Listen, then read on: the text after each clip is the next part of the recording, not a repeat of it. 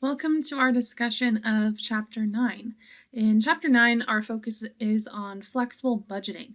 So, with the previous chapter, we were looking at just regular budgeting, planning for the future.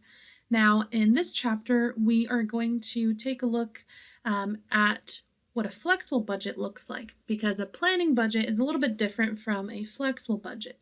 A planning budget is basically what our focus was on in Chapter 8. Now, what exactly is a flexible budget? So to explain that, we first need to look at what a planning budget is. So a planning budget is simply a budget that we prepare for a planned level of activity. This is the kind of budget that we complete at the beginning of the period, before the period even begins, so we know what we're shooting for, what our goals are.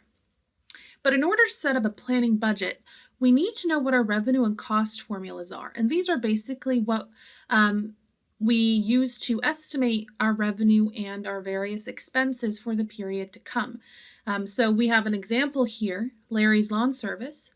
Larry's Lawn Service provides lawn care in a planned community where all lawns are approximately the same size.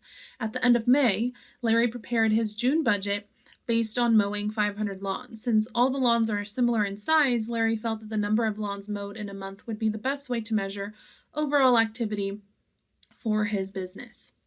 So we're setting up a planning budget for the next period to come. So he set up his budget here based on a planned level of 500 lawns for June, looking at what happened in May.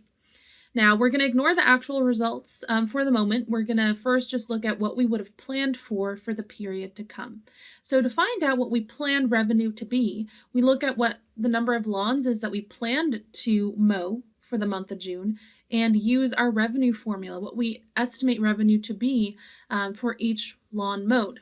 So we're going to take the 500 planned lawns times that revenue formula of $75 per lawn. So here we can see that our planned revenue here comes out to $37,500.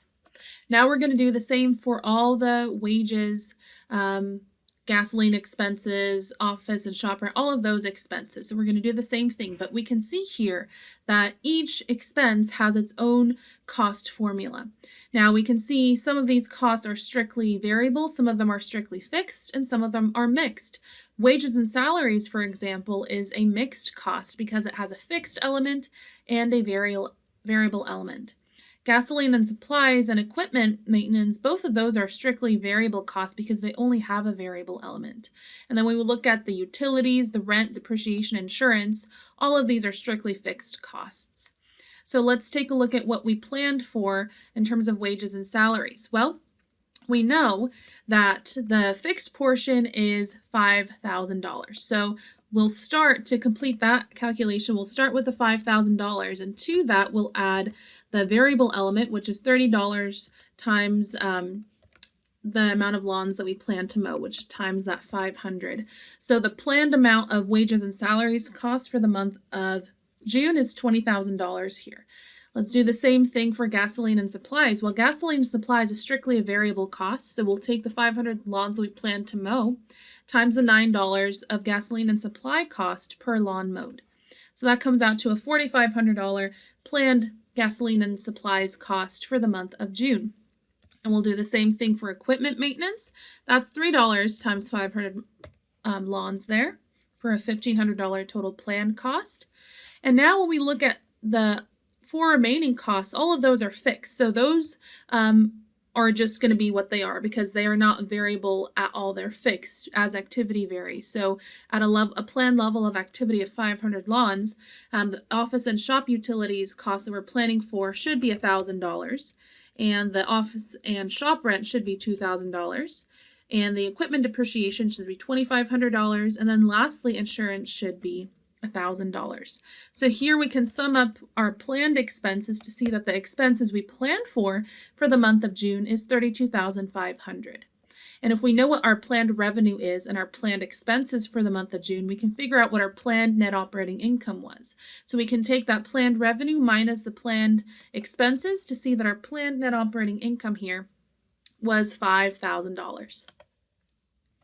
Now, these are just what we planned for. Now, when the month of June is actually over with, we'll actually know what our revenue and expenses actually ended up being. So we can see here that the actual results, which is in that middle column, the actual revenue and the actual expenses look a little bit different than what we had planned for, and that's normal.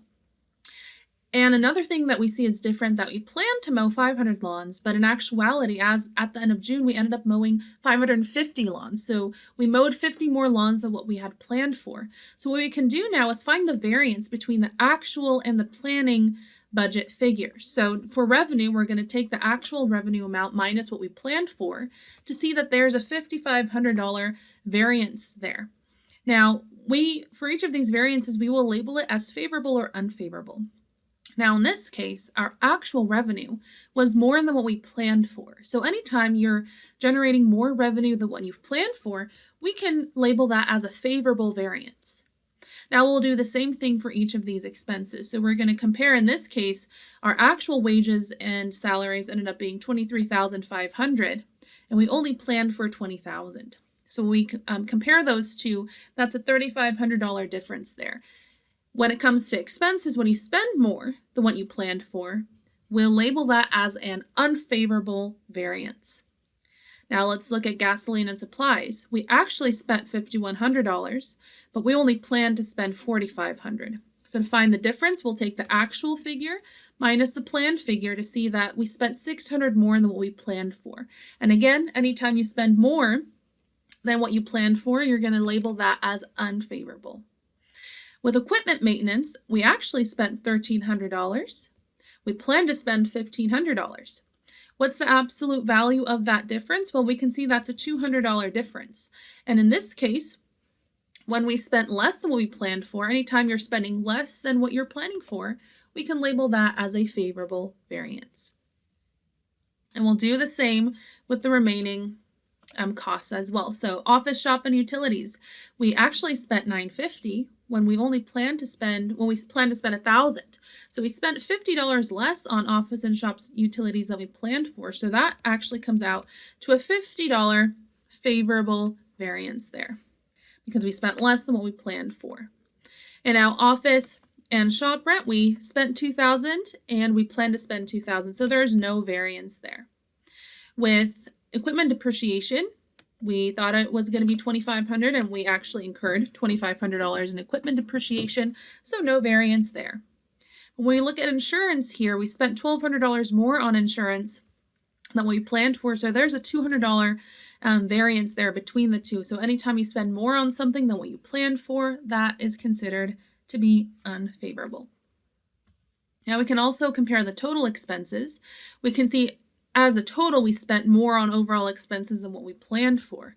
So here we can see that the difference in what we actually paid versus what we planned to pay for expenses comes out to $4,050. And that would be unfavorable because, again, when it comes to expenses, when you spend in actuality more than what you planned for, that is deemed to be unfavorable.